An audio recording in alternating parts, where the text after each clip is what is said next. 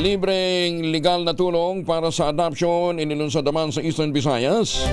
Detalye ng balita mula kay Jimmy Angay-Angay, RS32, maupay nga agad Jimmy.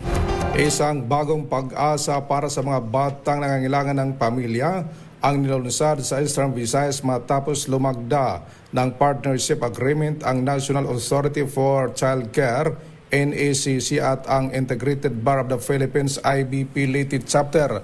Layunin ng kasunduan na palakasin ang libreng legal assistance para sa adoption at alternative child care cases upang mas mapabilis ang proseso para sa mga bata na naghihintay ng permanente at mapagmahal na tahanan. Para sa maraming bata lumaki na walang sariling pamilya, ang adoption hindi lamang usaping legal, ito ay pagkakataong maranasan ng pagmamahal, seguridad at bagong simula. Sa ilalim ng programa, magbibigay ng pro bono o libreng serbisyo legal mga abogado ng IBP Leyte sa mga pamilya at batang kabilang sa adoption at child care programs. Ayon kay RACO 8 OIC, RACC Officer Jusame Sidilio, mahalagang tamang legal na gabay upang matiyak ang kapakanan at karapatan ng mga bata.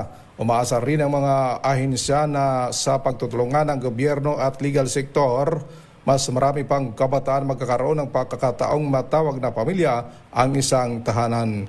Mula dito sa DYVL Action Radio Tacloban, ito si RS32 Jimmy Angay-Angay para sa DZRH. Una sa Pilipinas, una sa Pilipino. Daghang salamat Jimmy.